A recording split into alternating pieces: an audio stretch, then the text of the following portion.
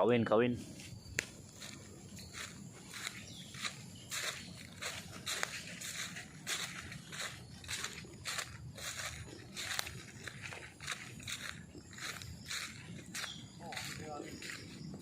Ini apa pokok? Ini di 8. Di 88 lah? Bukan 8. Oh, 8 lah. Banyak pak. Banyak oh.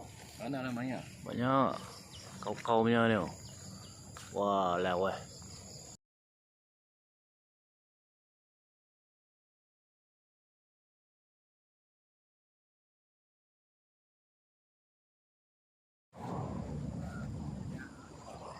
Okey, hari ini Aib ke site visit kebun nombor 2.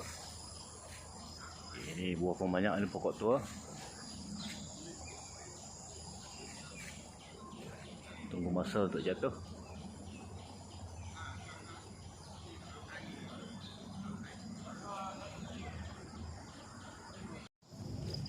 Wah, ini pokok banyak tua. Angmasnya sama lauk ni, bang. Ada 30 ekar. Total semua 150 ekar. 5 tempat. Tahun ini kita mandi durian lah.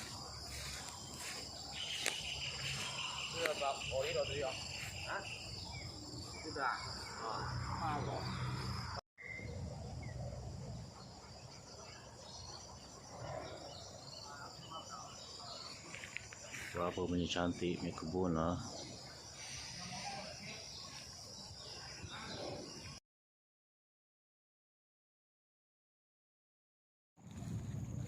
Alhamdulillah, hari ini masuk kebun yang nombor 3.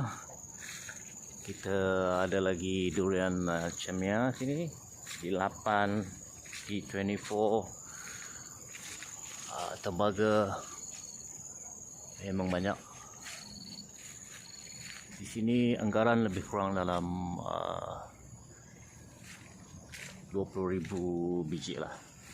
Tadi kebun pertama tadi lebih kurang dalam 70,000. Kebun kedua 60 ke 70,000 biji.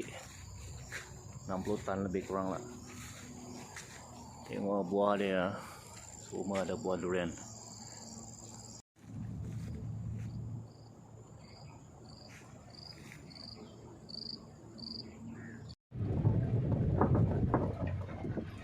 Satu kebun saya boleh pusing sampai habis.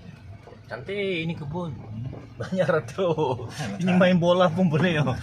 Betul lah. Main bola pun Semua boleh. orang cakap sama saya dah kebun lah, banyak cuba-cuba. Oh, tengok lulin. Sana satu biji dah saya. Ya, tengok.